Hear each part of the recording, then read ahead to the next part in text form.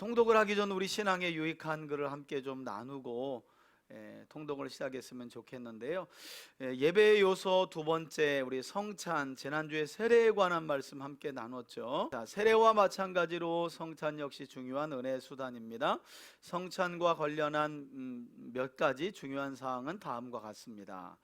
사실은 일생에 우리가 하나님을 섬기고 예배하면서 성례주일 맞아서 성찬을 함께 하는데, 그 성찬조차도 그냥 그리스도의 찢기신 몸, 피 요 정도 우리가 간략한 사항밖에 잘 몰라요. 그래서 이럴 때 성찬의 의미를 좀 되새기면 좋겠습니다. 첫째, 성찬은 캐톨릭과 달리 제사가 아니라 식사입니다. 그 마가복음 후반을 주일날 우리가 함께 말씀을 통해 살펴보고 있잖아요. 유월절 음식을, 구약의 유월절 음식 앞에 예수님은 새 언약을 말씀하시면서 이제 빵과 포도주를 가지고 예수님은 이제 내가 너희를 위해서 찢길 내 몸이고 내가 너희를 위해서 흘릴 새로운 피다 하고 식사로 이걸 먹어라, 이걸 마셔라 했다는 거죠. 두 번째, 성찬은 단지 영적인 식사가 아니라 실제적인 식사이기도 했습니다. 그래서 초대교회에 보면 지금처럼 애찬의 시간이 따로 있고 성례주일날 성찬이 따로 있는 게 아니었습니다. 여러분, 본래 초대교회는 그냥 말하자면 성찬의 시간이 애찬의 시간이었어요. 그죠? 빵을 떼고 포도주스를 나누는 게 점심이었다는 거예요. 근데 이제 교회 역사가 오면서 우리는 성례주일 예배 시간 성찬을 하고, 그리고 나서 예배가 다 끝나면 애찬을 따로 하게 된 거죠. 문화가 원래는 이게 하나입니다. 빵과 포도주스가 주님이 우리의 죄를 위해 찢기신 몸입니다, 우리의 죄를 위해 흘리신 피입니다, 이것이 우리에게 주신 새 언약입니다 하고, 그게 그냥 자연스럽게 성찬과 애찬이 함께 주어진 거예요. 진짜 식사였다는 거예요. 근데 이제 우리는 교회 전통으로 오면서 이 성찬이 예식으로 빠져버리고 애찬은 또 따로 하게 되는 거죠. 그죠? 그래서 실제적인 식사라는 것도 기억해야 하고, 셋째, 성찬은 장례식이 아니라 어떤 의식이 강하다고요? 결혼식의 의미가 강합니다. 사실은 이 부분을 우리가 앞서서 예배와 관련한 부분 살펴볼 때도 좀 집중해서 나눴는데요. 그 성례주일 분위기가 상당히 한국 교회의 분위기는 장례식 분위기죠. 그죠? 고난을 깊이 묵상하고 내 죄를 돌아보는 데 있는데, 사실은 여러분 그렇지 않아요. 본래 이 세례와 성찬은 축하입니다. 축하. 그리스도의 고난도 묵상하지만 결국 여러분 예수님의 십자가의 죽으심이 죽으심으로 끝난 게 아니잖아요.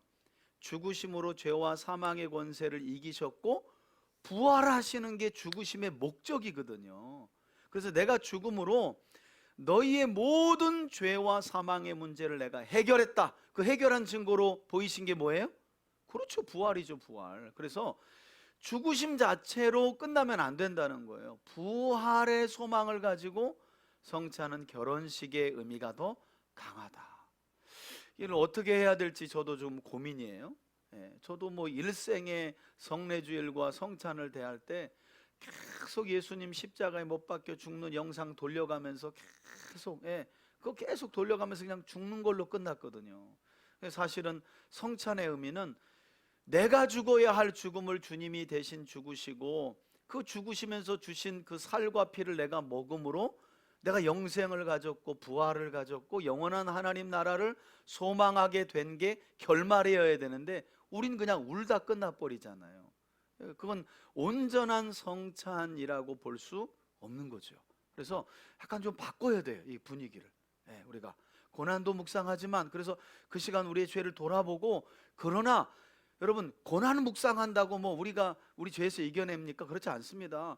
고난을 이겨 우리에게 주신 부활의 생명을 기대할 때, 그렇지, 내가 부활의 생명을 가진 자로서 더러운 죄를 먹고 마실 수 없지 않은 결단이 이어질 수 있는 거죠. 그죠? 그래서 거기까지 소망을 해야 한다는 겁니다.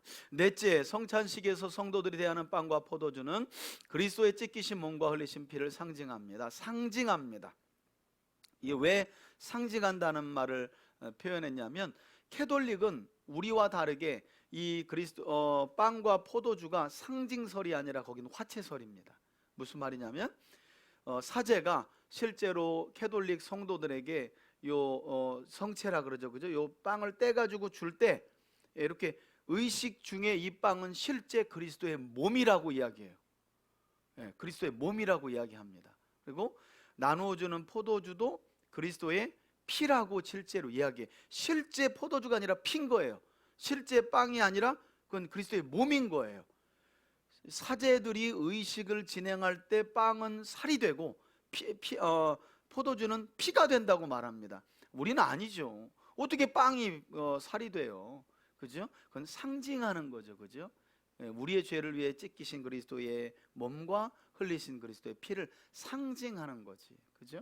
그래서 뭐 이제 이제 이런 화채설과 상징설이 다르기 때문에 캐톨릭에서는 이제 성찬식을 마치고 난 이후에 빵이나 포도주스는 절대 남은 거는 성도들이 먹을 수 없어요. 왜냐하면 이미 이거는 그리스도의 몸이 되었고 피가 되었기 때문에 그 남은 것을 성도들에게 주지 않습니다. 어떻게 처리할까요? 신부님들이 다 드시는 거예요. 이 거룩한 몸과 피가 됐기 때문에. 그렇게 합니다. 이제 개돌릭은 개돌릭이라네.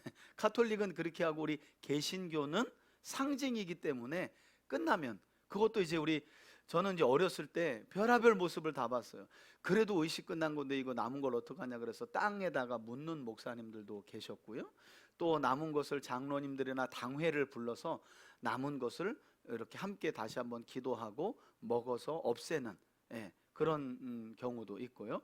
저희 같은 경우에는 뭐 우리 권사님들이 남은 포도주스나 빵을 제 방으로 가져와서 냉장고에 있으면 냉장고에서 그냥 끝나요. 그러면 제가 뭐 혼자 또 의식을 하고 먹겠어요? 기도를 하고 먹겠어요? 그냥 냉장고에 있다가 좀 날짜 지나면 그냥 제가 폐기 처분하는데, 우린 왜 그게 가능하냐면 상징설이기 때문이에요. 상징설이기 때문이에요.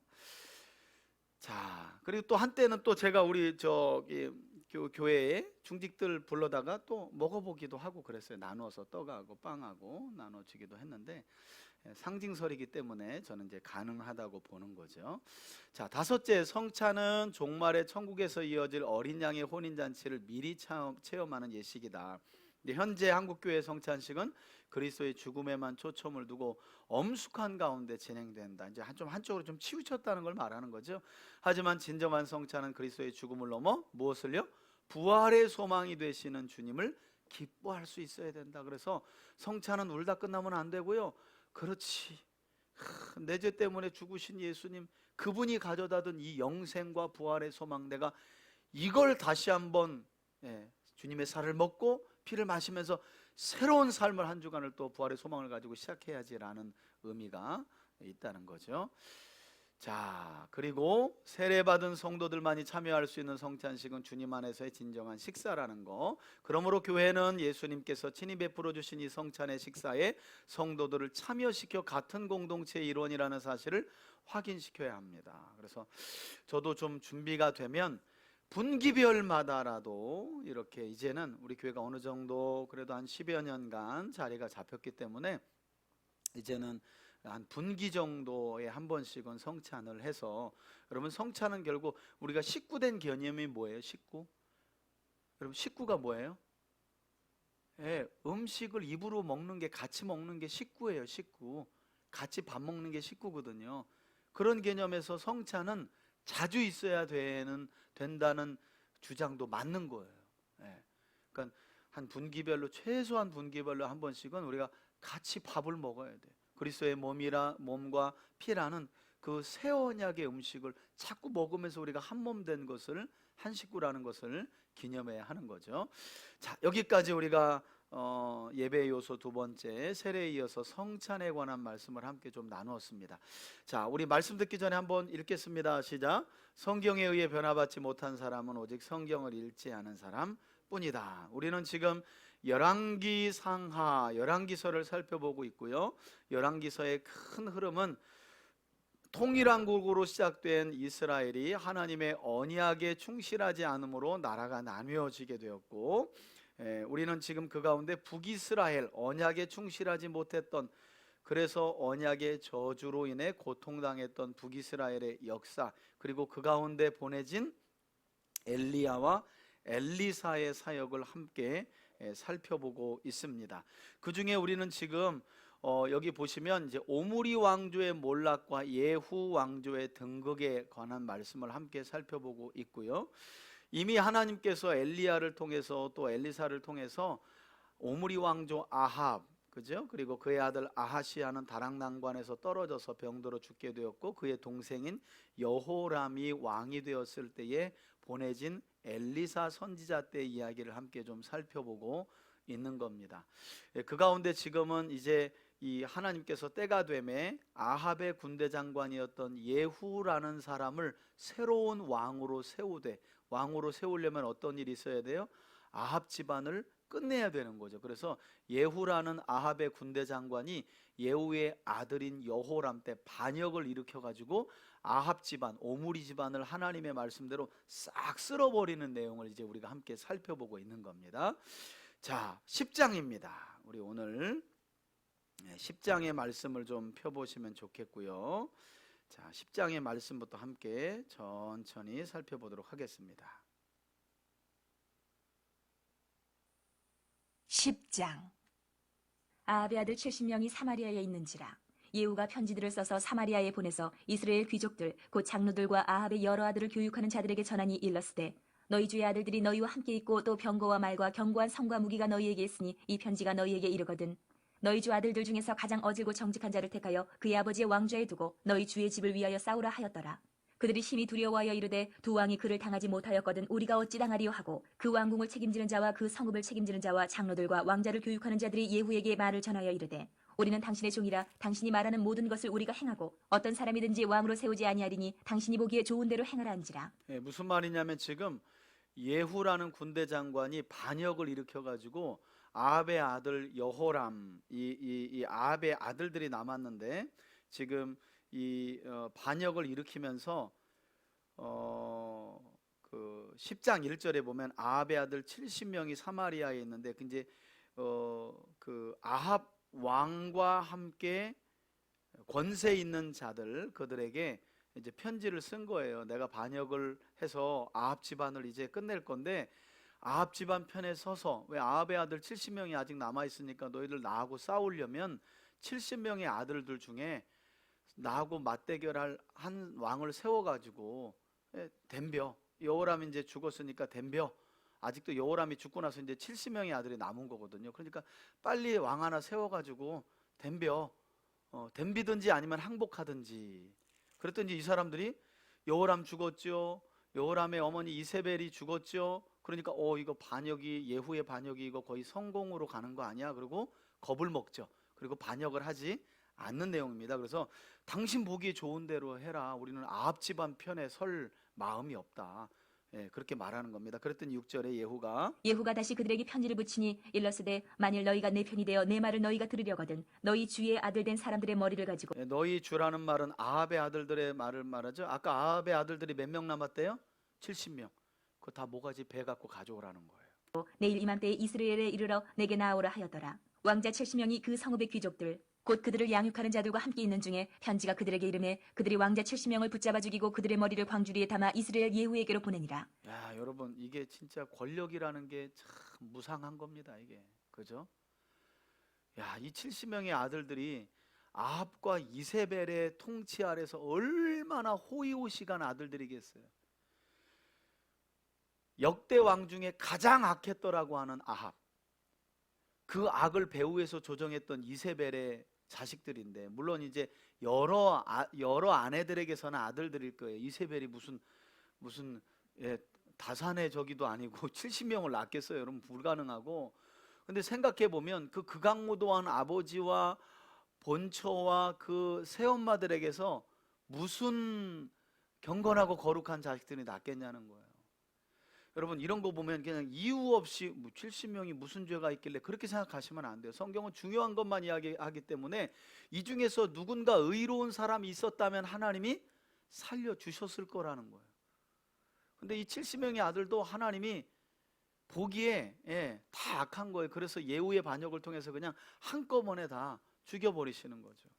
참 권력이라는 게 그죠? 예. 어제까지만 해도 왕자로 그냥 떵떵거리며 살았던 이 아이들이 그럼 뭐 얼마나 경고망동했겠어요. 아버지가 아합이고 뭐 어머니가 이세벨인데 본처가 뭐 근데 하루 한 날 그냥 끝나는 거예요.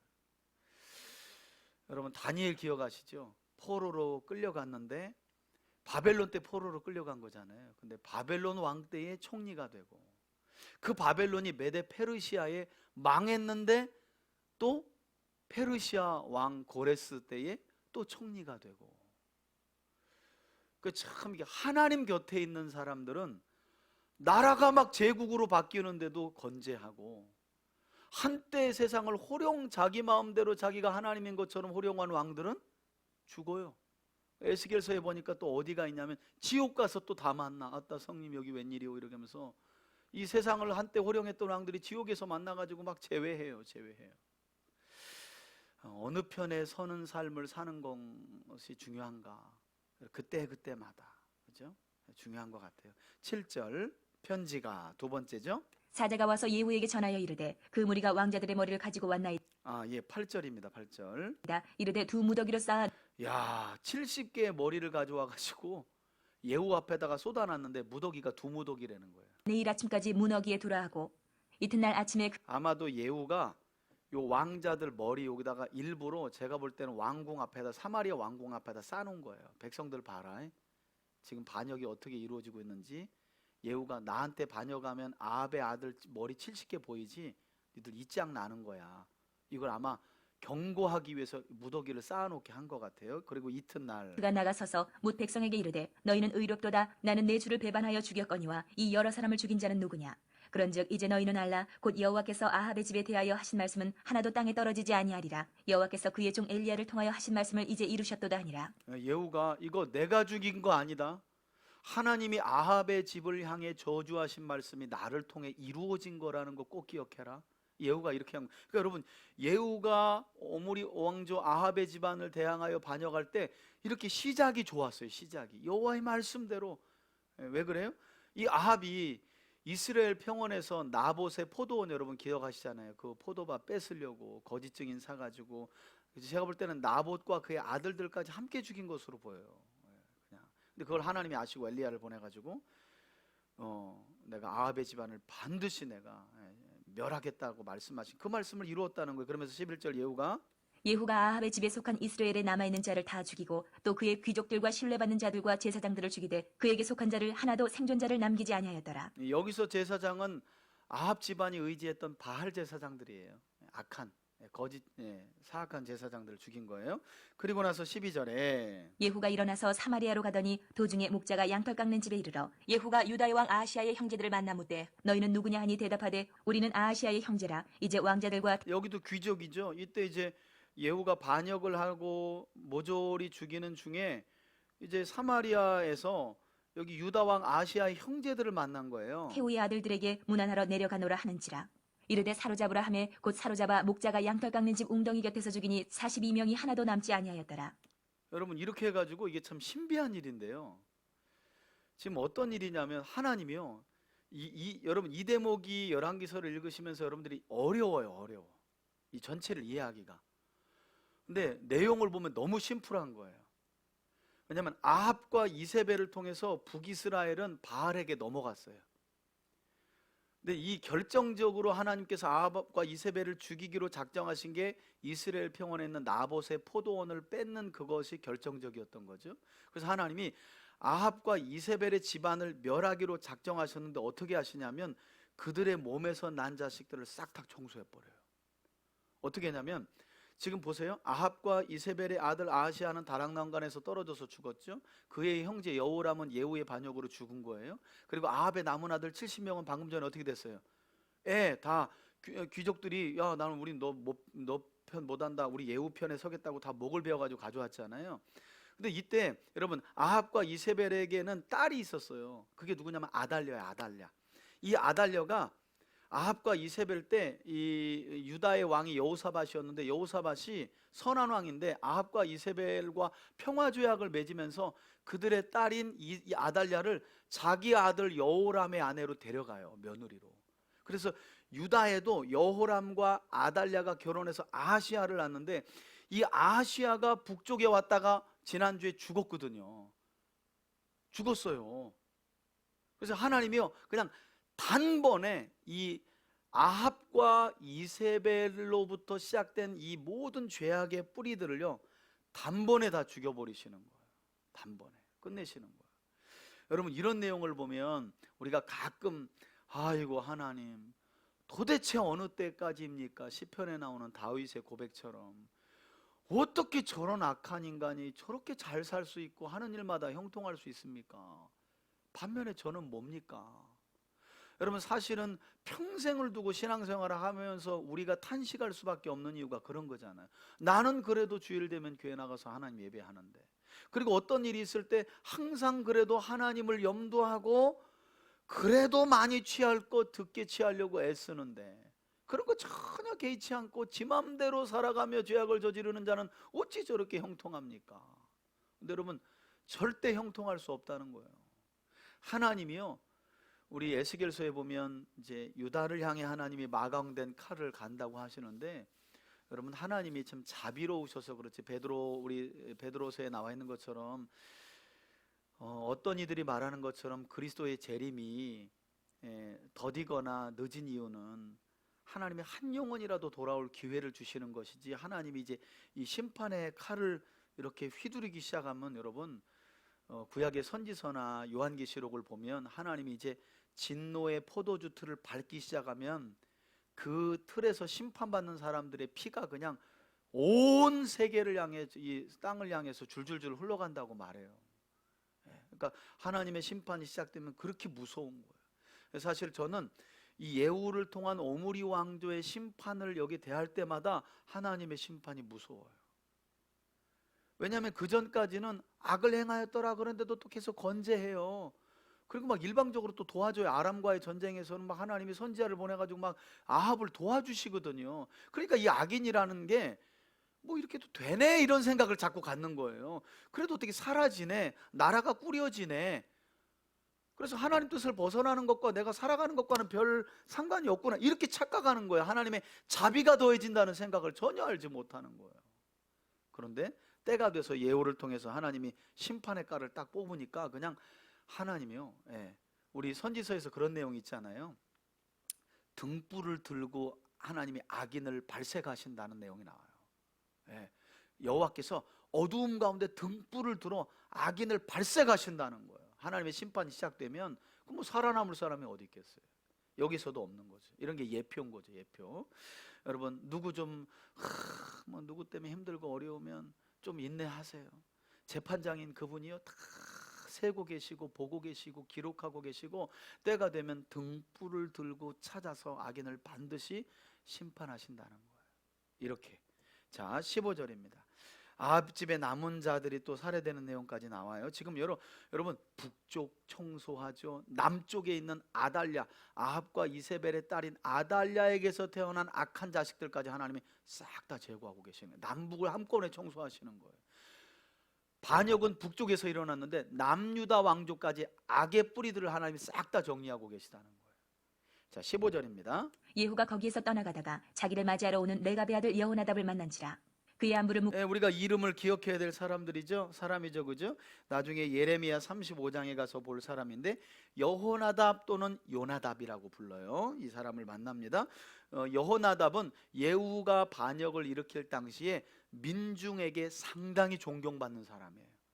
민중에게. 그에게 이르되 내 마음이 내 마음을 향하여 진실함과 같이 내 마음도 진실하냐 하니 여호나답이 대답하여 그러하니이다. 이르되 그러면 나와 손을 잡자. 손을 잡으니 예후가 끌어 병거에 올리며 내가 지금 반역을 일으켜가지고 아합 집안을 청소하고 있는데 당신이 좀 나를 도와주겠소? 하니까 이 여호나답이 기꺼이 손을 잡고 병거에 올라탔다는 거예요.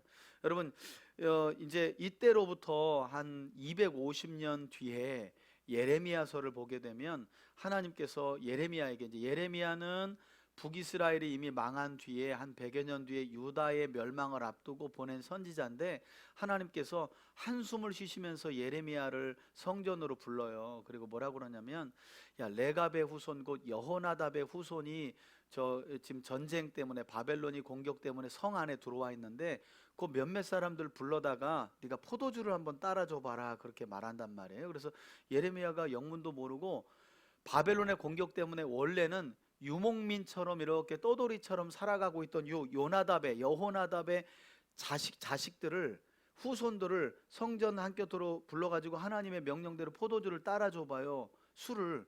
그랬더니 여호나답의 후손들이 왜 안 먹는다는 거예요. 그래서 왜 안 먹냐 그랬더니 250년 전 여호나답이 우리 조상이 유언을 남기고 죽었다고 말해요. 그래서 무슨 유언이냐 그러니까 절대 등기부등본 내 집과 땅 갖지 말아라. 이 땅에 대한 욕심과 내 집에 대한 욕심이 결국 칼을 부르더라. 그걸 본 거예요. 그리고 떠돌이처럼 천막 짓고 여기저기 살아라. 그게 평강을 누리는 비결이다.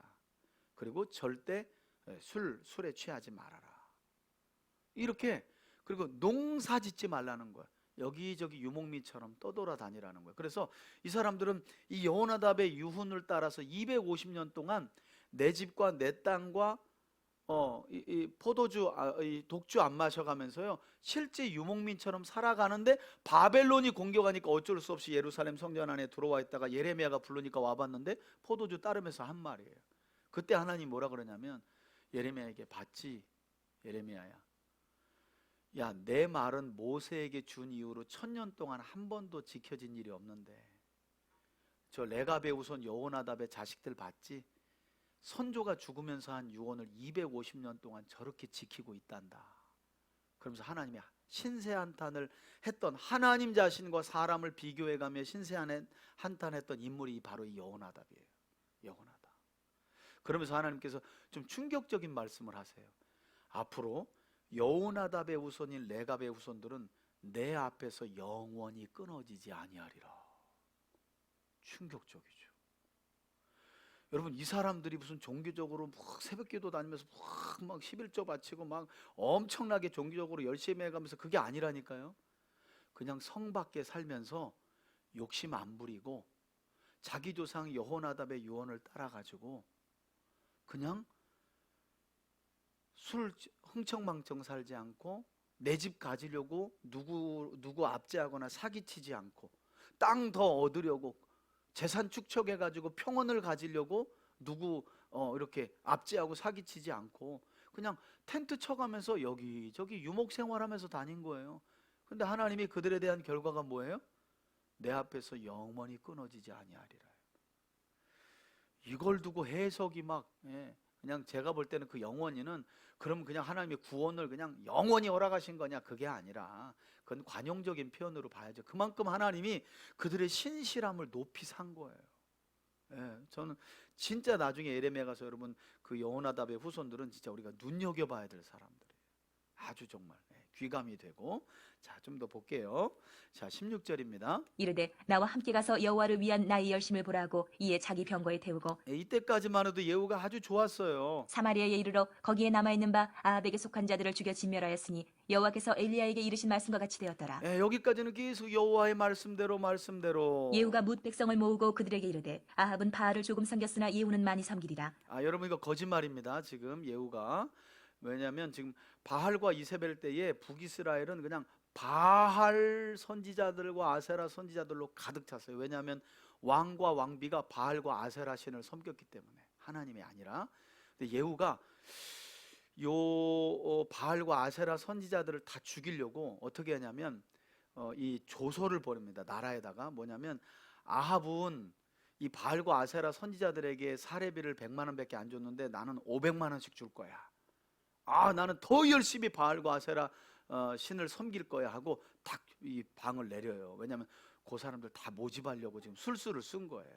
자, 그러면서 보세요. 19절. 그러므로 내가 이제 큰 제사를 바알에게 드리고자 하노니 바알의 모든 선지자와 모든 섬기는 자와 모든 제사장들을 한 사람도 빠뜨리지 말고 불러 내게로 나아오게 하라. 모든 오지 아니하는 자는 살려두지 아니하리라 하니 이는 예후가 바알 섬기는 자를 멸하려 하여 계책을 씁니다. 예후가 바알을 위하는 대회를 거룩히 열라 하매 드디어 공포되었더라.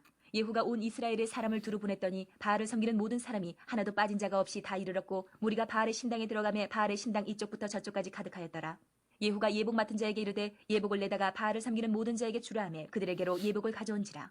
예후가 레갑의 아들 여호나답과 더불어 바알의 신당에 들어가서 바알을 섬기는 자들에게 이르되 너희는 살펴보아 바알을 섬기는 자들만 여기 있게 하고 여호와의 종은 하나도 여기 너희 중에 있지 못하게 하라 하고 무리가 번제와 다른 제사를 드리려고 들어간 때에 예후가 80명을 밖에 두며 이르되 내가 너희 손에 넘겨주는 정의 사람을 요원을 한 부른 사람이라도 거죠. 도망하게 하는 자는 자기의 생명으로 그 사람의 생명을 대신하리라 하니라. 여러분, 이 상황을 바알 선지자들과 아세라 선지자들이 알 리가 있겠어요? 나는 아합 왕보다 더 열심히 당신의 신들을 섬기고 당신들을 대우할 마음이 있습니다. 그랬더니 그냥 막 이 바알 총회가 열린 거예요. 아세라 총회하고 교단의 목사님들 다 오신 거예요. 그냥 바알 신학교 출신들, 아세라 신학교 출신들 해가지고 안수받은 사람들이 뭐?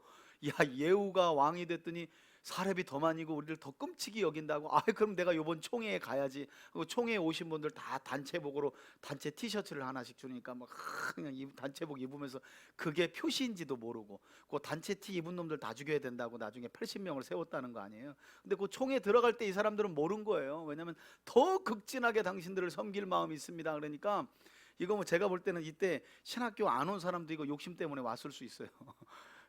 더 예우를 한다니까, 대우받으려고. 자, 그래서 80명을 딱 요 모임 밖에다가 세워놓고 한 놈이라도 놓치면 너희 목숨을 대신할 거야 하고 칼을 딱 채워놓은 거예요. 그리고 나서 25절에 번제 드리기를 다음에 예후가 호위병과 지휘관들에게 이르되 들어가서 한 사람도 나가지 못하게 하고 죽이라 하매 호위병과 지휘관들이 칼로 그들을 죽여 밖에 던지고 바알의 신당 있는 성으로 가서 바알의 신당에서 목상들을 가져다가 불사르고 바알의 목상을 헐며 바알의 신당을 헐어서 변소를 만들었더니 오늘까지 이르니라. 예, 여러분, 이것은 사실은 언약에 나와 있는 내용이에요. 레위기와 신명기에 보시면 여러분, 하나님께서 뭐라 하냐면 가나안 땅에 들어가면 그 가나안의 신들을 그냥 쳐부수는 정도가 아니라 불사르라 그래요. 재미있는 게 뭐냐면 사무엘서를 보면 다윗이 이방 땅을, 여호수아 때 정복하지 않은 이방 땅을 정복할 때 사무엘서의 기록에는 다윗이 이방 땅을 점령하고 군대를 쳐서 물리치고 그들의 우상들을 쳐 부쉈더라 그래요. 사무엘서는. 근데 같은 내용을 역대기 기자가 기록할 때는 뭐라 그러냐면 다윗이 그것을 쳐부수고 불살랐다라 그래요. 불살랐다는 말은 깨끗이 정리했다가 아니에요, 여러분. 아, 모세가 명한 대로 그대로 했구나, 이걸 강조하고 싶은 거예요. 그래서 우상을 불살랐다는 건 언약대로 했다는 거예요. 그게 아주 중요한 거예요. 하나님이 명한 것을 정확하게 지켰다는 거예요. 예후가 그런 사람이었다니까요. 반역이 일어날 때, 반역을 행할 때. 그래서 오늘까지 이르니라 28절에 예후가 이와 같이 이스라엘 중에서 바알을 멸하였으나 이스라엘에게 범죄하게 한 느밧의 아들 여로보암의 죄 곧 베델과 단에 있는 금송아지를 섬기는 죄에서는 떠나지 아니하였더라. 아, 안타까운 건 바알 신과 아세라 신은 싹 다 제거했는데 이 북이스라엘의 초대 왕이었던 여로보암이 베델과 단에다가 세워놓고 야, 이게 여호와 하나님의 형상이다라고 만들어 놓은 금송아지, 요거는 제거하지 않았다는 거예요. 요거는 안타깝게도. 자, 30절 여호와께서 예후에게 이르시되 내가 나보기에 정직한 일을 행하되 잘 행하여 내 마음에 있는 대로 아합 집에 다 행하였은즉 내 자손이 이스라엘 왕위를 이어 4대를 지내리라 하시니라. 하나님이 놀라운 복을 주시죠. 예후야, 네가 내 마음을 시원케 하고 내가 아합 집안에게 향한 내 저주를 네가 실행에 옮겼으니 너 앞으로 아들, 손자, 증손자, 고손자까지 보게 될 것이다 라고 하나님이 복을 주시는 거예요. 그러나가 아쉽죠. 그러나 예후가 전심으로 이스라엘 하나님 여호와의 율법을 지켜 행하지 아니하며 여로보암이 이스라엘에게 범하게 한 그 죄에서 떠나지 아니하였더라. 여러분, 이게 안타까운 거예요. 북이스라엘 땅을 완전히 깨끗하게 정리했는데, 청소는까지 했는데 뭘로 안 돌아가요? 말씀으로 안 돌아간 거예요. 여러분, 이 내용을 보면 저는 어디가 생각나냐면 복음서를 보면 예수님께서 이스라엘 백성들의 그 당시의 영적인 상황을 뭘로 비교하냐면 귀신 들린 한 사람으로 비교해요. 이스라엘 백성들의 모습을. 예수님이 오셔가지고 이런 얘기를 합니다. 한 사람에게서 귀신이 나갔다. 근데 이 귀신이 나가가지고 여기저기 거할 물이 있는 곳을 찾아 헤매는데 없었다는 거예요. 그래가지고 이 귀신이 자기가 나온 사람을 그리워하면서 그리로 가봤다는 거예요. 다시. 요게 지금 요 귀신 나온 사람의 몸이 당시 이스라엘 백성들의 영적인 상태를 말해주고 있는 거거든요. 근데 예수님의 비유에 뭐라 그러냐면 이 귀신이 사람에게서, 이스라엘에게서 나와가지고 여기저기 구할 곳을 물이 있는가 찾는데 물이 없어. 그래서 야, 처음에 나왔던 그 사람에게로 가볼까 하고 왔더니 청소되고 깨끗이 소재는 되어 있는데 중요한 건 주인이 없는 거야. 그래서 어떻게 했대요? 친구 귀신들을 불러다가 들어가니 그의 형편이 전보다 나중이 더 심하니라. 여러분, 그게 예후의 모습이에요. 안타깝죠? 깨끗하게 오므리 왕조로부터 내려오는 모든 바알과 아세라 우상들을, 그 제사장들까지 싹 다 청소했는데 누가 없는 거예요? 주인이 없는 거예요. 주인의 말씀이 없는 거예요. 여러분, 그러면 어떻게 된다고요? 귀신들이 친구 데려와서 그의 형편이 전보다 나중이 더 심하니라. 여러분, 이게 이스라엘의 영적인 모습이었다니까요. 자, 이스라엘이 아니라 우리 형편으로 가져와 봅시다. 우리 자신으로, 교회 공동체의 모습으로 보세요. 어느 한 날 회심하고 교회 갈 마음까지 생겼어요. 그리고 실제로 교회도 나가요. 그건 예수님의 비유를 치자면 깨끗이 마음을 소재한 거예요. 청소한 거예요. 그런데 결국 뭐가 없으면 주의 율법, 하나님의 말씀, 하나님이 주인된 삶을 살지 않으면 그 형편이 어떻게 해요? 네. 여러분, 전보다 나중에 더욱 심하니라밖에 될 수밖에 없어요. 이건 교회 그냥 다닌다고 해결되는 게 아니에요. 그냥 교회 다닌다고 해결되는 게 아니에요.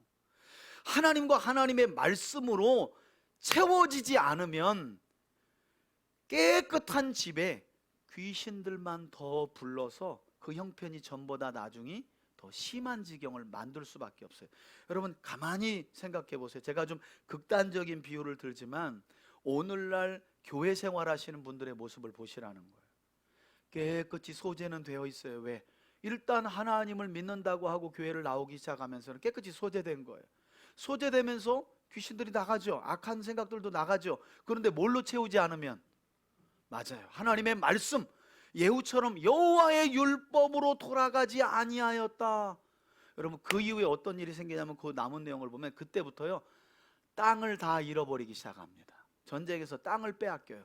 하나님이 좀 깨달으라고 한 건데 안타까운 건 예후가 예후의 이 4대까지 가기까지 그걸 못 깨달아요. 못 깨달아요. 여러분, 이거 우리 이야기입니다. 우리 교회 이야기입니다. 아주 중요한 내용입니다. 그래서 말씀과 말씀이신 하나님으로 채우지 않으면 그 형편이 전보다 나중에 심할 수밖에 없어요. 예. 그래서 여러분, 이런 시간이 아무것도 아닌 것 같지만 우리 삶 전체를 가늠하는 시간들이에요. 이런 것들이. 예. 잠깐 여러분, 우리가 밴드 보고 또 여러분들 아침에 일어나시면 힘들어도 성경 한 절이라도 읽어야지 하는 게 아무것도 아닌 것 같지만 그게 여러분들의 이 인생의 전체의 기반을 지지해주고 있다니까요. 예. 자, 안타까운 모습 보겠습니다. 여호와의 율법을 지켜 행하지 아니함으로 여로보암에게 죄악의 길을 또 따라갔다는 거예요. 그때부터. 이때 여호와께서 이스라엘에서 땅을 잘라내기 시작하시니 안타깝죠. 하사엘이 땅을 이스라엘의 모든 빼앗겨요. 영토에서 공격하되 요단 동쪽 길르앗 온 땅 곧 갓 사람과 르우벤 사람과 므낫세 사람의 땅 아르논 골짜기에 있는 아로엘에서부터 길르앗과 바산까지 하였더라. 예후의 남은 사적과 행한 모든 일과 업적은 이스라엘 왕 역대 지략에 기록되지 아니하였느냐. 예후가 그의 조상들과 함께 잠에 사마리아에 장사되고 그의 아들 여호아하스가 그를 대신하여 왕이 되니라. 예후가 사마리아에서 이스라엘을 다스린 횟수는 28해이더라. 예, 28년 만에 통치가 끝나죠. 11장. 자, 그리고 나서 11장은 어떤 상황이냐면 잠깐 또 카메라가 유다로 와요. 여러분, 아까 그 아합과 이세벨의 딸인 아달랴가 유다 왕 여호사밧의 며느리로 이렇게 왔다 그랬잖아요. 그죠? 예, 그리고 그 아달랴의 남편인 여호람과 아달랴에게서 태어난 아들이 아하시아였는데 이 아하시아가 북쪽으로 갔다가 예후의 반역에 그냥 같이 죽어버렸어요. 아하시아의 형제들도 죽어버린 상황이에요. 그러니까 지금 어떤 상황이냐면 유다는 아달랴가 있고 자기 아들 아하시아가 왕이었는데 북쪽에 갔다가 예후에게 죽은 걸 소식을 아달랴가 들어요. 그런데 당연히 왕위는 아하시아의 아들들, 왕자들에게로 넘어가야 되는데 이 아하시아의 어머니인 아달랴, 아합과 이세벨의 딸이 내 아들이 죽었다고? 그럼 왕위를 손자에게 넘겨준 게 아니라 손자들을 모조리 죽여버려요. 그리고 하나님이 약속하신 다윗 왕조의 왕자를 이 아달랴가 차지하게 되는 거예요. 이때 하나님께서 놀랍게 여호야다라고 하는 대제사장과 그의 아내인 여호세바를 통해서 아시아의 아들들이, 손자들이 할머니에 의해서 다 죽어갈 때 그 신생아 하나를 훔쳐가지고요, 몰래 꺼내가지고 성전 안에서 이 제사장이 길러냅니다. 6년 동안.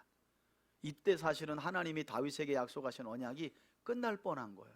근데 하나님이 얼마나 신실하시냐면 이때 이 두 사람 제사장 부부를 통해 한 다윗의 혈통을 하나님이 구원해 내셔가지고 언약을 이어가시죠. 그 내용입니다. 11장. 아하시아의 어머니 아달랴가 그의 아들이 죽은 것을 보고 일어나 왕의 자손을 모두 멸절하였으나 요람 왕의 딸 아하시아의 누이 여호세바가 아하시아의 아들 요아스를 왕자들이 죽임을 당하는 중에서 빼내어 그와 그의 유모를 침실에 숨겨 아달랴를 피하여 죽임을 당하지 아니하게 한지라. 요아스가 그와 함께 여호와의 성전에 6년을 숨어 있는 동안에 아달랴가 나라를 다스렸더라.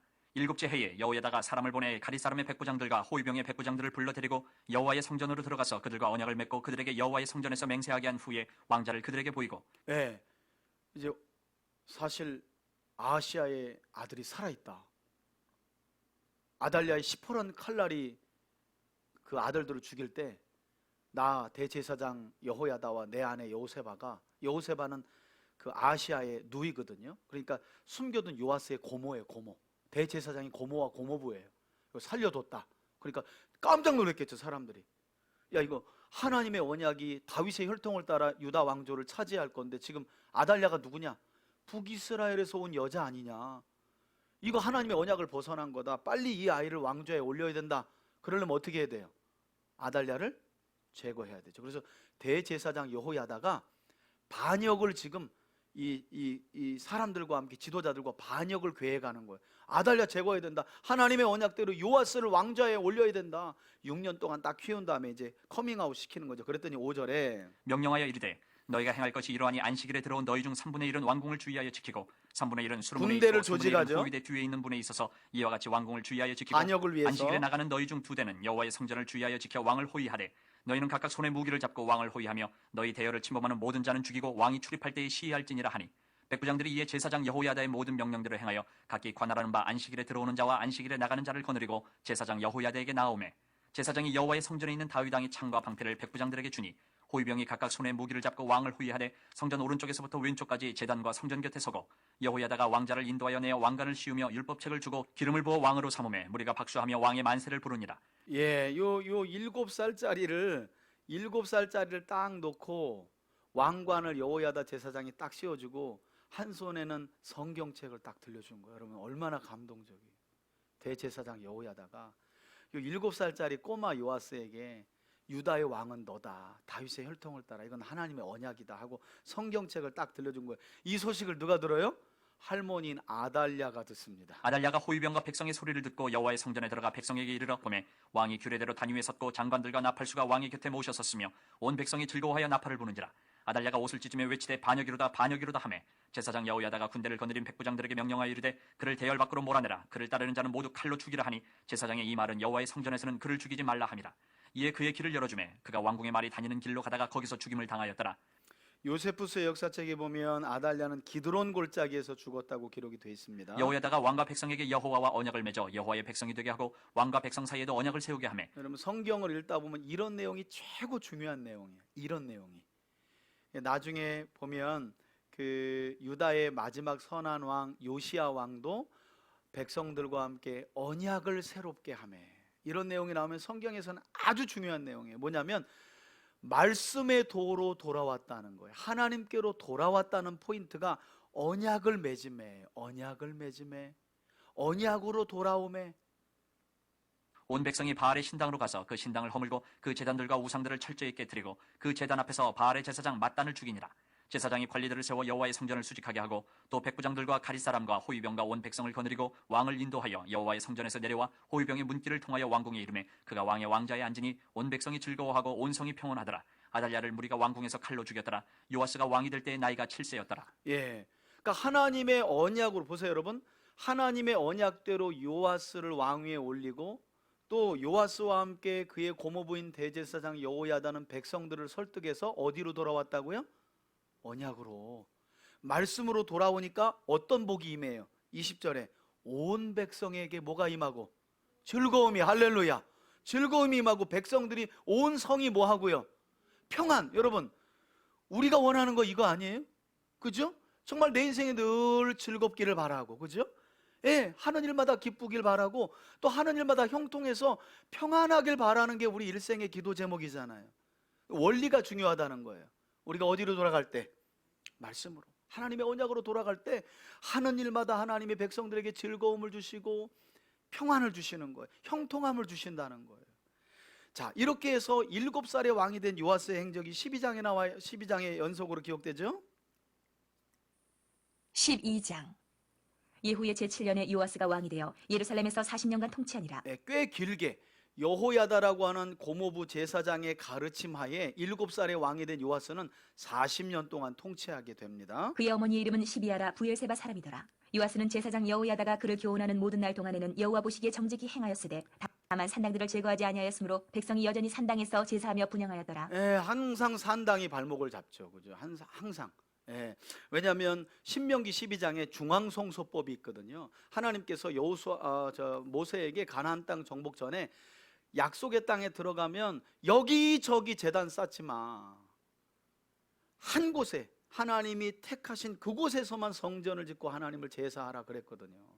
근데 이렇게 요아스가 대제사장 여호야다의 가르침을 받아도 산당은 제거하지 않은 거예요. 그러니까 여러분, 아주 의로운 여호야다라도 거기까지는 또 온전치 않았던 거죠. 그죠? 예, 다 모든 사람이 어떻게 완전하게 다 할 수 있겠어요. 근데 이제 어쨌든 요아스가 왕이 됐는데 산당은 제거하지 않았고, 중요한 건 여호야다라고 하는 제사장 고모부가 살아있는 동안에는 이 아이가 가르침 받은 대로, 제가 볼 때는 신명기 17장을 그대로 따랐을 가능성이 많아요.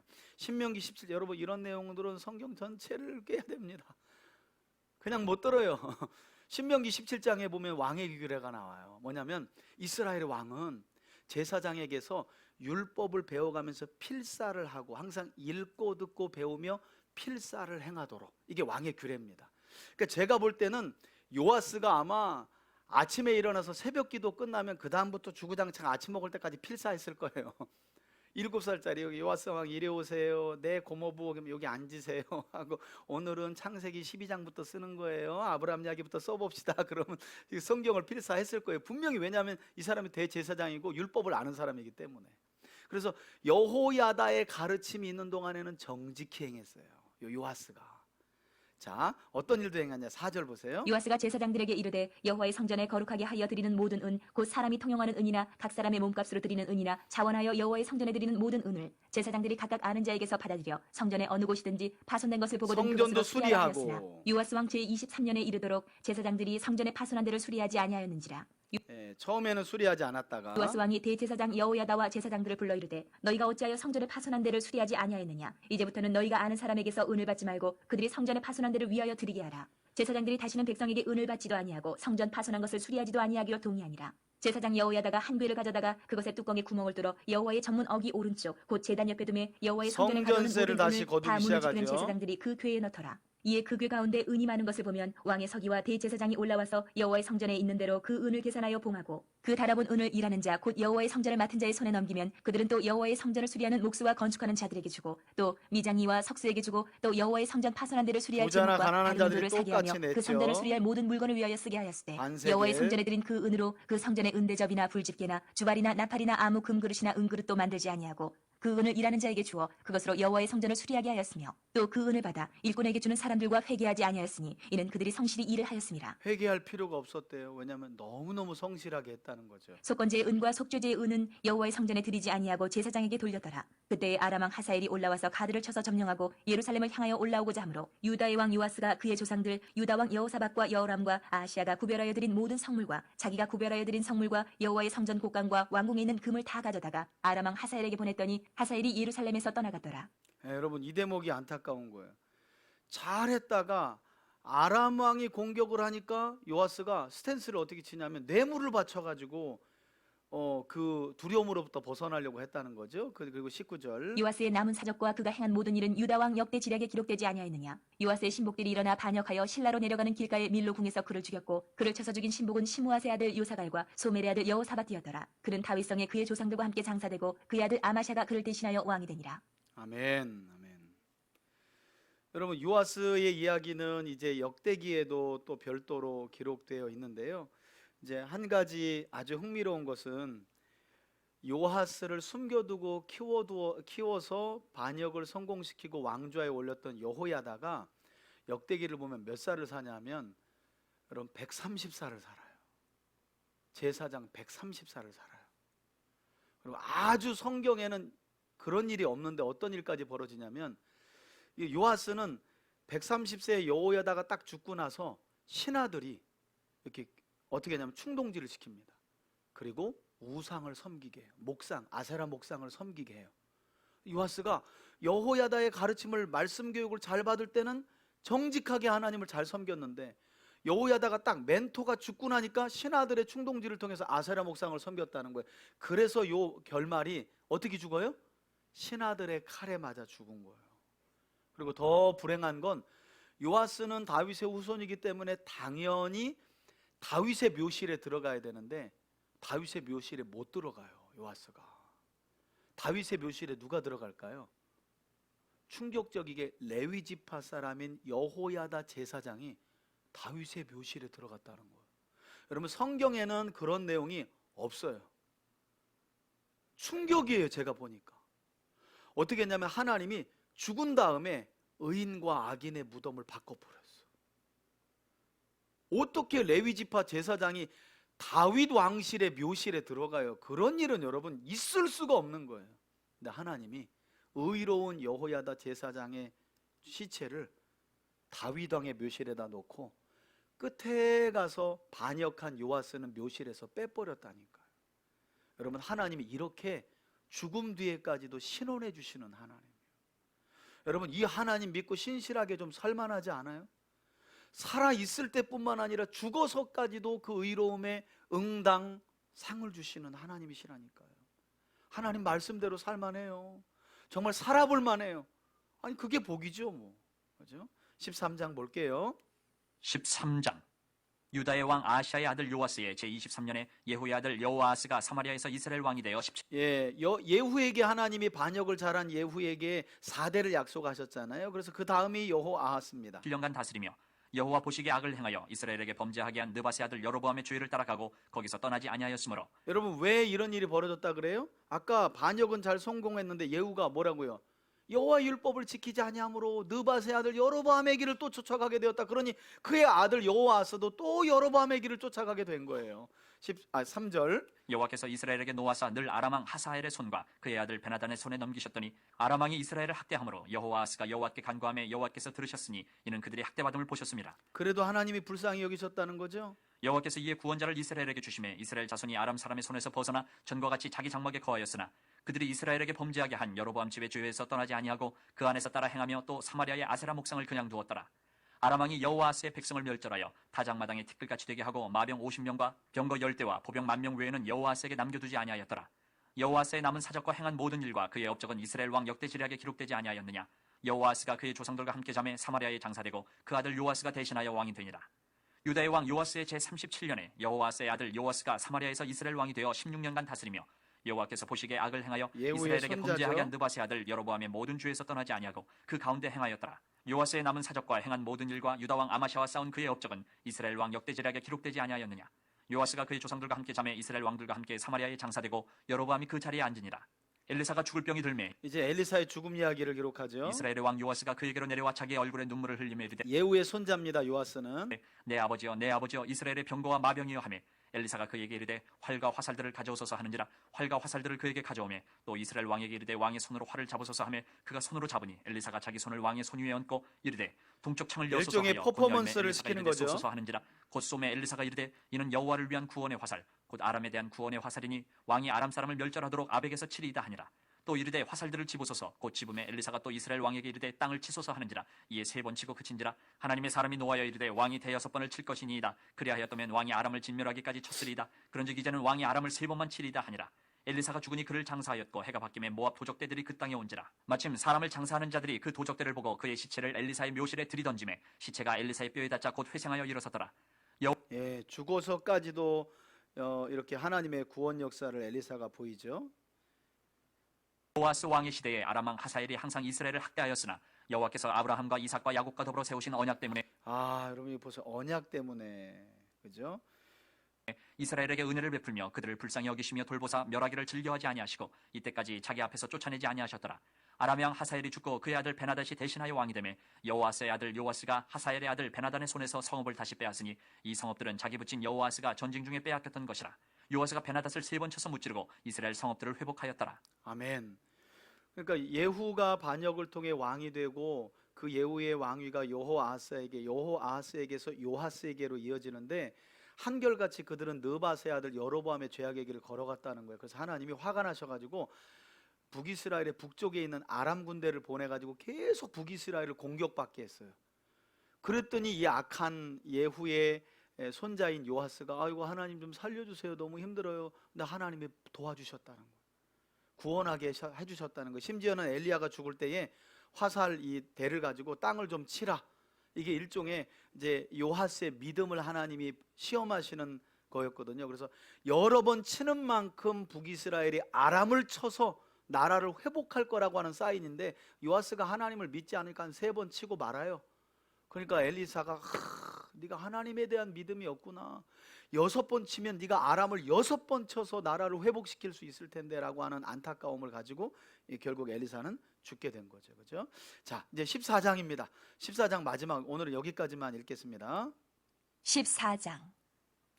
여러분 이 열왕기서는 어렵죠. 그죠? 왜냐하면 왕들이 여기도 이름이 같고 여기도 이름이 있고 아까 그 아달랴의 손에서 살아난 여호야다의 제사장에게 살아난 이것도 요아스죠. 그죠? 그리고 북이스라엘의 오므리 왕조를 아합 집안을 끝내고 반역을 이룬 이 예후의 손자도 요하스예요. 그러니까 이게 막 요하스가 여기도 나타났다가 요하스가 이러니까 헷갈려요. 여러분 중요한 건 천국 갈 때 이걸 시험을 안 본다는 거예요. 제가 본사에 전화해 보니까 이런 건 안 난다는 거예요. 천국을 여러분 이런 거 외워갖고 가면 저도 못 가죠. 뭐 그죠? 얼마나 그냥 흐름만 보시면 돼. 흐름만. 자 14장입니다. 이스라엘의 왕 여호아스의 아들 요아스 제2년에 유다의 왕 요아스의 아들 아마샤가 왕이 되니 예, 여러분 아마샤 그가 왕이 된 때에 나이 25세라. 예루살렘에서 29년간 다스리니라. 그의 어머니의 이름은 여호와따니요 예루살렘 사람이더라. 아마샤가 여호와 보시기에 정직히 행하였으나 그의 조상 다윗과는 같지 아니하였으며 그의 아버지 요아스가 행한 대로 다 행하였어도 오직 산당들을 제거하지 아니하였으므로 백성이 여전히 산당에서 제사를 드리며 분향하였더라. 나라가 그의 산당이 제거되지 않았다는 거죠. 굳게 섬에 그의 부왕을 죽인 신복들을 죽였으나 왕을 죽인 자의 자녀들은 죽이지 아니하였으니 이는 모세의 율법책에 기록된 대로 하니라. 곧 여호와께서 명령하여 이르시기를 자녀로 말미암아 아버지를 죽이지 말 것이요 아버지로 말미암아 자녀를 죽이지 말 것이라. 오직 사람마다 자기의 죄로 말미암아 죽을 것이니라 하셨더라. 아마샤가 소금 골짜기에서 에돔 사람 10,000명을 죽이고 또 전쟁을 하여 셀라를 취하고 이름을 욕대엘이라 하였더니 오늘까지 그러하니라. 그래도 아마샤가 괜찮은 사람이죠. 여러분 요 아마샤가 누구예요? 7살에 아까 왕이 된 요아스의 아들이에요. 근데 요아스가 끝에 어떻게 됐다 그랬어요? 여호야다 제사장이 죽고 나자 신하들의 충동질 때문에 아세라 목상을 섬겼다 그랬잖아요. 그래서 신하들의 반역으로 죽었거든요. 그렇게 하고 나서 요아스의 아들 아마샤가 왕위에 오른 거예요. 자기 아버지를 죽인 신하들이 살아있는 거죠. 그래서 신하들을 제거해요. 그래서 고대 왕들은 신하들만 제거하는 게 어떻게 해요? 제거하는 게 아니라 삼족을 멸해버리죠. 그런데 율법에 신명기 24장에도 나와 있는데 하나님이 연좌제를 금지시켰어요. 그래서 부모의 죄를 자식에게 절대 갚지 말아라.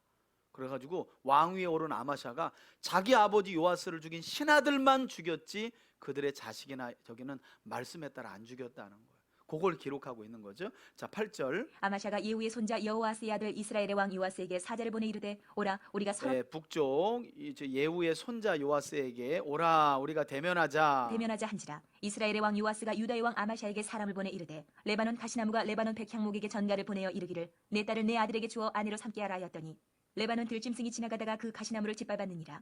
내가 에돔을 쳐서 파하였으므로 마음이 교만하였으니 스스로 영광을 삼아 왕궁에나 내 집으로 돌아가라. 어찌하여 화를 자취하여 너와 유다가 함께 망하고자 하느냐 하나 아마샤가 듣지 아니하므로 이스라엘의 왕 요아스가 올라와서 그와 유다의 왕 아마샤가 유다의 베세메스에서 대면하였더니 대면한다는 말은 전쟁이에요, 전쟁.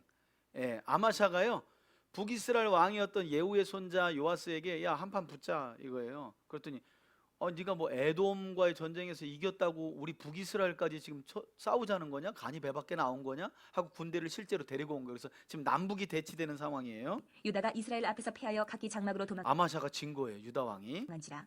이스라엘 왕 요아스가 베세메스에서 아하시아의 손자 요아스의 아들 유다 왕 아마샤를 사로잡고 예루살렘에 이르러 예루살렘 성벽을 에브라임 문 와, 유다 왕을 사로잡았어요.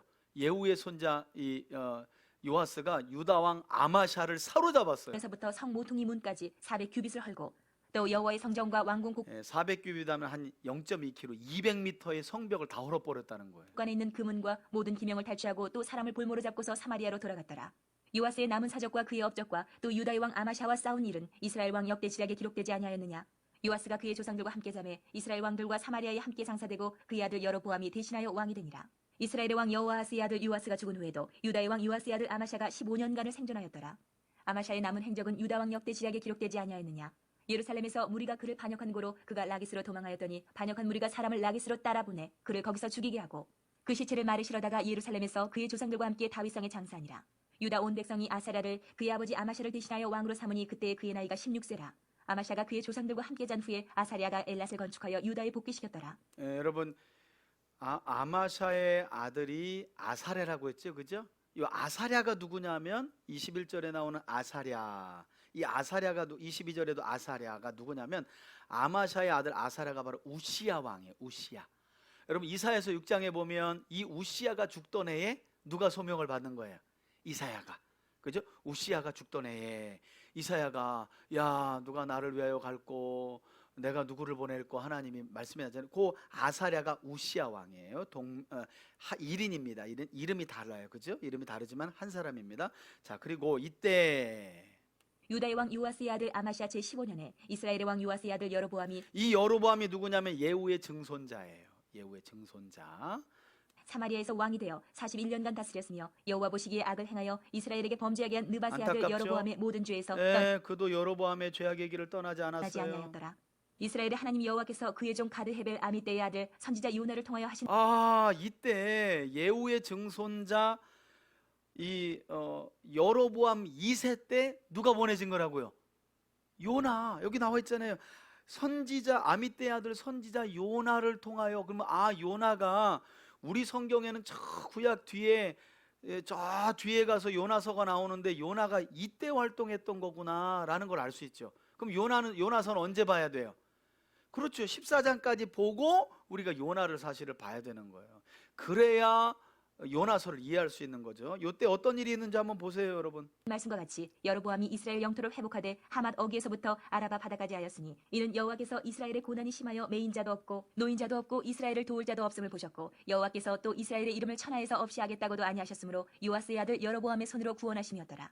여로보암의 남은 사적과 모든 행한 일과 싸운 업적과 다메섹을 회복한 일과 이전에 유다에 속하였던 하맛을 이스라엘 왕 역대 지략에 기록되지 아니하였느냐? 여로보암이 그의 조상 이스라엘 왕들과 함께 자고 그의 아들 스가랴가 대신하여 왕이 되니라. 아멘, 아멘. 여러분 지금 이 상황은 간략하게 말씀드리면 예후의 반역을 하나님이 기뻐하시면서 4대를 약속하셨죠, 그죠? 그래서 예후 다음이 여호아하스, 여호아하스의 아들이 요아스, 요아스의 아들이 여로보암 2세예요.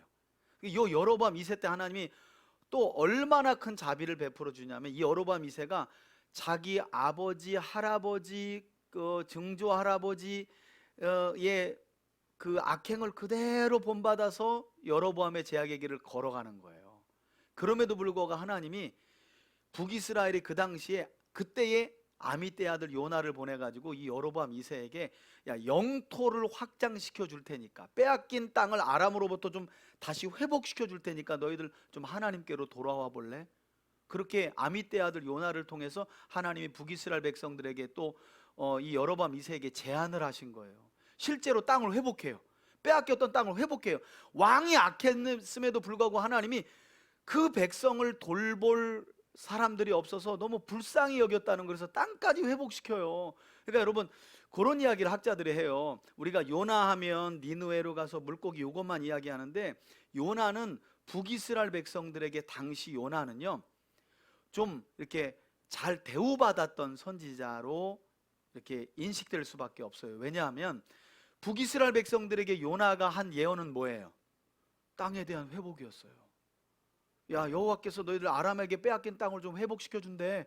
실제로 그게 이루어져요.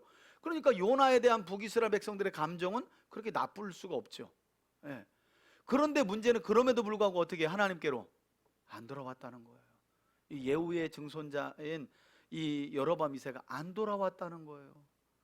그래서 하나님이 이 요나를 북이스라엘 땅에서 하나님의 말씀을 전하게 하시다가 어떻게 해요? 저 니느웨로 보내시면서 40일 후에 심판하게 될 니느웨 백성들이 그 심판에 대한 소식을 듣고 하나님 앞에서 어떻게 반응하는지 요나 네가 가서 보고 와서 내 백성 이스라엘에게 좀 전하라. 그래서 요나가 보내지게 된 거예요. 아시리아로, 니느웨로 보내지게 된 거예요. 그래서 우여곡절 끝에 이제 다음 주에 요나서 볼 거지만 이 선지자도 안 가죠. 안 가요. 니느웨로 안 가요. 아이고 하나님, 아수르가 어떤 나라인데 우리 북이스라엘에 어떤 행패를 부렸는데 저는 죽어도 못 갑니다. 그냥 40일 후에 저것들 다 죽여버리세요. 그리고 나서 그냥 저 다시스로 가는 배를 타가지고 하나님이 풍랑 일으키고, 그래서 결국에는 또 큰 물고기에게 삼켜짐 당하고 회개하고 나와가지고 3일 되는 니느웨 성에서 하루길만 그냥 대충 이야기했는데, 그 백성들이 왕으로부터 짐승에 이르기까지 금식하면서 하나님의 진노의 심판을 피하게 되죠. 그걸 보고 여기 와서 내 백성에게 좀 전하라는 거예요. 왜? 엘리야 때부터 쭉 하나님이 얼마나 많은 구원과 기적을 베풀어 주셨어요. 그런데도 안 돌아오니까. 그게 이제 다음 주에 우리가 함께 살펴볼 요나서의 To be continue. 다음 주에 재밌겠죠, 그죠? 자, 오늘은 여기까지만 하고요. 번째, 하나님께서는 예후의 반역을 통해 아합의 집안을 심판하시며 나봇의 억울한 죽음을 신원해 주셨다는 사실을 우리가 살펴보았죠. 이 시간 기도할 때 하나님, 나봇의 억울한 죽음을 신원해 주신 하나님을 기억하며 우리가 공의로우신 하나님을 더욱 의지하며 살게 하시고, 우리 삶 속에서 악은 그 모양이라도 버리며 거룩한 삶을 살아가는 우리와 우리 가정, 우리 자녀들, 또 우리 교회 공동체가 되게 해달라고 우리 신원해 주시는 하나님을 기억하면서 주여 한번 부르며 간절히 기도하겠습니다. 주여,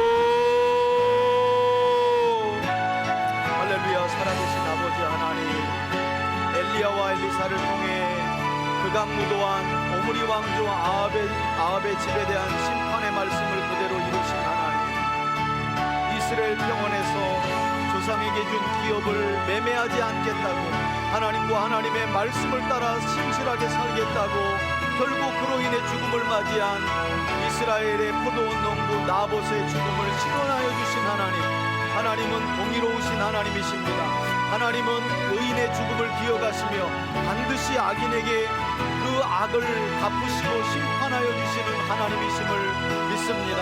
하나님, 때로는 선한 삶을 살아가다 우리가 악한 세상에 절망할 때도 있고 낙심할 때도 있고 스스로 이 선한 삶을 살아가는 것을 포기할 때도 있습니다. 우리의 연약함을 아시는 하나님, 하나님의 공의로우심을 믿고 나아가게 하여 주옵소서. 의로운 자들의 억울함과 고통과 하나님, 이제 고통을 반드시 신원하여 주시는 하나님을 믿음으로 바라보게 하여 주시옵소서.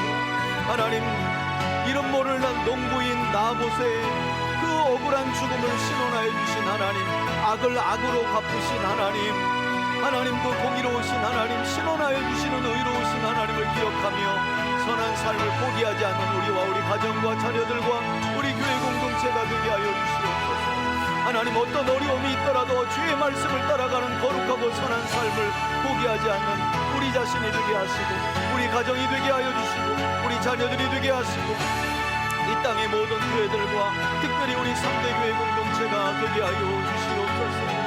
하나님은 공의로우시고 의로운 자들의 억울함을 신원하여 주시는 하나님이시기에 하나님의 심판이 시작되면 무섭고 매서운 심판이 이 땅에 임하게 되는 줄 믿습니다.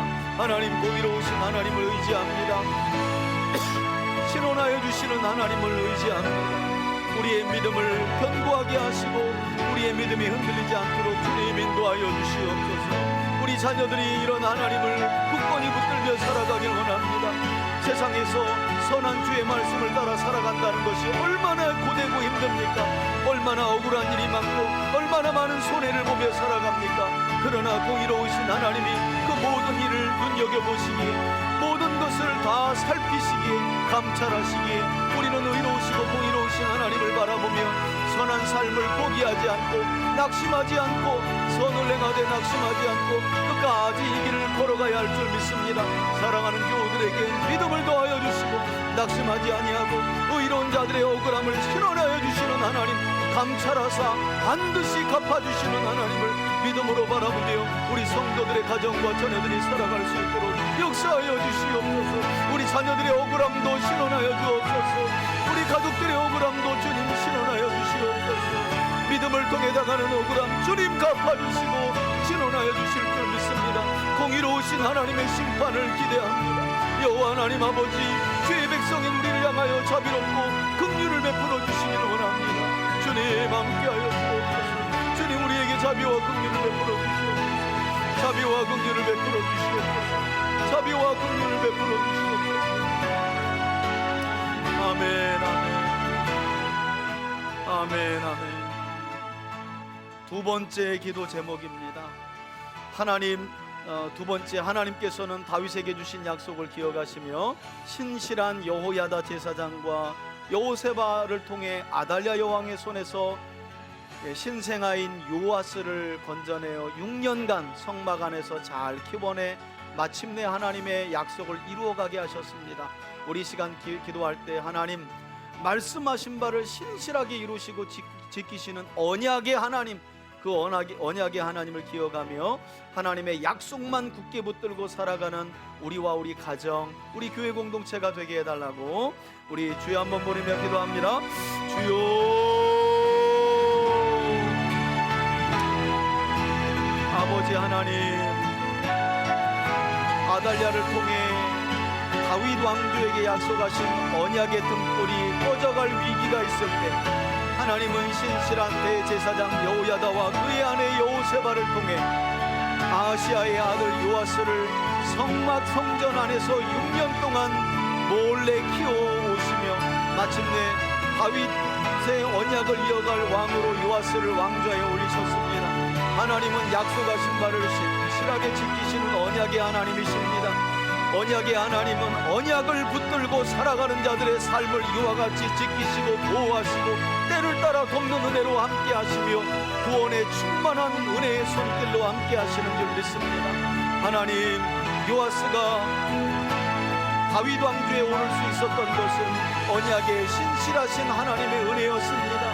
주님, 부족하고 연약하지만 주의 말씀을 향해 귀를 연 우리를 긍휼히 여겨주시고 주의 말씀을 향하여 우리의 마음을 연 우리를 불쌍히 여기시고 하나님의 말씀을 따라 살아가기를 소원하며 연약하고 부족하지만 넘어져도 다시 일어나 하나님의 말씀으로 향하는 나와 우리 가정과 자녀와 우리 교회 공동체를 불쌍히 여겨주시옵소서. 언약의 하나님, 약속의 말씀을 부여잡고 기도하며 살아가는 저희와 저희 가정과 교회 공동체 위에 신실한 은혜를 더하여 주옵소서. 약속의 말씀을 따른 하나님 언약의 축복이 우리 사랑하는 성도들에게 임하길 원합니다. 가정의 형통함이 임하길 원하고 즐거움이 떠나지 않기를 원하고 하나님 가정에 하는 일마다 즐거움과 평안이 임하기를 원합니다. 언약에 붙들려 사는 주의 백성들 언약의 하나님께서 기억하시고 언약을 따른 약속의 복들로 우리 성도들 삶에 충만하게 부어주시옵소서. 하나님, 고난 가운데 있는 자들에게 언약의 하나님 약속의 말씀을 붙들고 기도할 때마다 건져주시옵소서. 어려운 문제를 지날 수 있도록 은혜와 믿음과 담대한 용기도 허락하여 주시고 돕는 사람들을 붙여주시고 물질의 은혜도 우리 성도들에게 주시길 원합니다. 주님, 언약의 하나님, 언약을 따라가는 우리 교회 공동체와 사랑하는 성도들에게 자비와 긍휼을 베풀어 주옵소서. 자비와 긍휼을 베풀어 주시옵소서. 자비와 긍휼을 베풀어 주시옵소서. 하나님, 우리 성도들에게 자비와 긍휼을 베풀어 주시옵소서. 아멘 아멘 아멘 아멘. 세 번째 기도입니다. 하나님께서는 북이스라엘의 왕 여로보암 2세의 악한 통치에도 불구하고 놀랍게도 그들을 도울 자가 없음을 보시며 그들에게 은혜를 부어주셨다. 일방적인 은혜를 부어주셨다고 성경은 말씀합니다. 우리 시간 기도할 때 하나님은 성도들이 때때로 악한 길을 걸어감에도 불구하고 성도들을 존귀히 여기시고 사랑하셔서 자비와 긍휼을 베풀어 주시는 줄 믿습니다. 이 시간 주님의 뜻을 벗어난 우리의 삶을 돌아보며 악한 길에서 돌이키는 우리와 우리 가정과 우리 교회 공동체가 되게 해달라고, 그리고 여러분 개인적인 기도, 그리고 중보기도 제목이나 환우들을 위해서 마지막으로 기도하고 우리 다 같이 제가 기도하고 마치겠습니다. 우리 주여 한번 마지막으로 한번 부르고 기도합니다. 주여,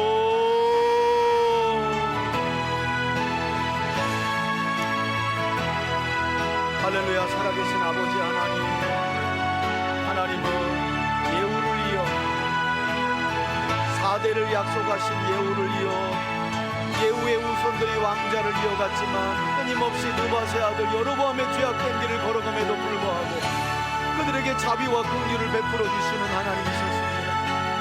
예후의 증손자 여로보암 때는 빼앗긴 땅도 회복되게 하시며 어떻게 해서든지 그 백성들의 마음을 하나님께로 돌이키고자 하셨습니다. 하나님, 이 땅의 성도들을 존귀히 여기시고 사랑하시며 자비와 긍휼로 베풀어 주시는 아버지 하나님의 자비와 긍휼과 사랑을 망각하지 않는 우리가 되기를 원합니다. 우리가 잘해서가 아니라 때로는 우리가 악한 길을 걸어감에도 불구하고 우리의 마음을 주께로 돌이키시기 위해, 우리의 가정을 주께로 돌이키시기 위해, 우리의 교회 공동체를 주께로 돌이키시기 위해 하나님은 생각지 못한 구원의 은혜와 번성의 은혜와 형통의 은혜를 주시기도 합니다. 하나님, 그 은혜가 부어질 때 우리의 삶을 곰곰이 돌아보며 하나님의 자비를 기억하게 하시고 하나님의 긍휼을 기억하게 하시고 주께로 우리의 마음이 돌아오기를 원하시는 아버지 하나님의 마음을 기억하는 저희들 되기를 원합니다. 주님, 먼저 이 시간 기도의 자리에 있는 우리의 마음이 주를 향하게 하여 주옵소서. 여호와 하나님, 우리의 무뎌진 마음, 단단한 마음을 깨부서뜨려 주시고 부드러운 마음, 온유한 마음, 주의 말씀에 반응할 수 있는 마음으로 살려주시옵소서. 하나님, 이 시간 하나님의 사람들을 기억하여 주옵소서. 에스겔에게 말씀하신 하나님, 내가 내 영을 너희 속에 두고 내 신을 너희에게 주어 너희 육신의 굳은 마음을 제하고 부드러운 마음을 줄 것이라고 약속하신 하나님, 부드러운 마음을 통해 여호와의 말씀을 듣고 하나님의 말씀에 순종하여 지켜 살아가게 하시는 하나님, 이 시간 간절히 기도하는 우리의 마음을 새롭게 하여 주옵소서.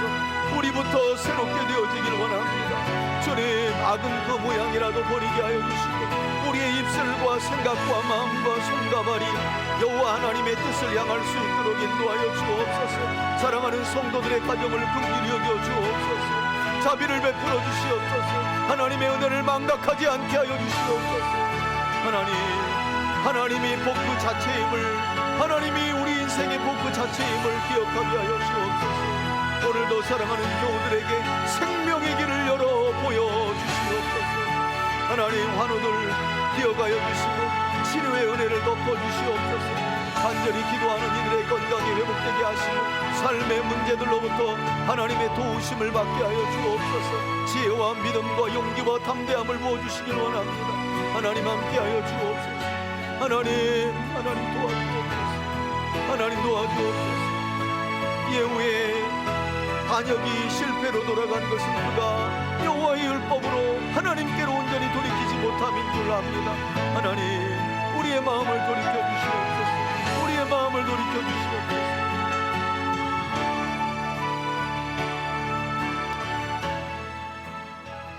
제가 기도하겠습니다.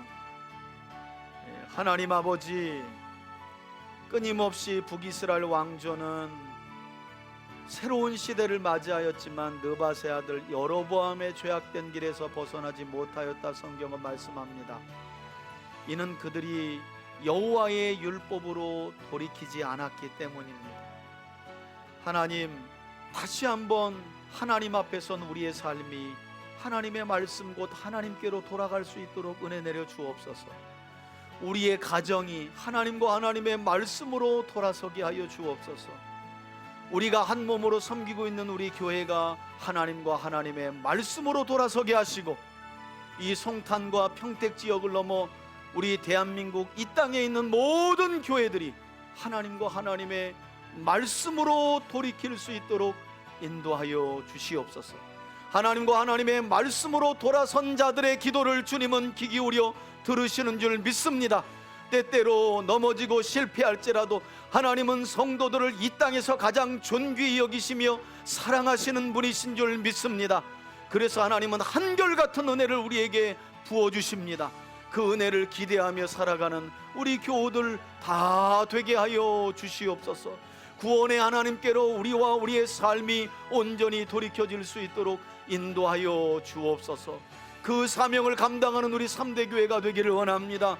주님, 그런 사명을 감당하는 우리 수요일 통독 예배가 되길 원합니다. 은혜 위에 은혜로 함께하여 주옵소서. 감사드리며 예수 그리스도의 이름으로 기도합니다. 아멘. 이제는 우리 주 예수 그리스도의 은혜와 하나님 아버지의 사랑과 성령의 교통하심이 한결같은 은혜로 약속하신 언약을 충실하게 이행하시는 언약의 하나님을 다시 한번 믿고 의지함으로 나아가는 우리 사랑하는 성도들, 그리고 가정과 기업 위에, 그리고 사랑하는 자녀들 위에 이제로부터 영원토록 함께 계실지어다. 아멘.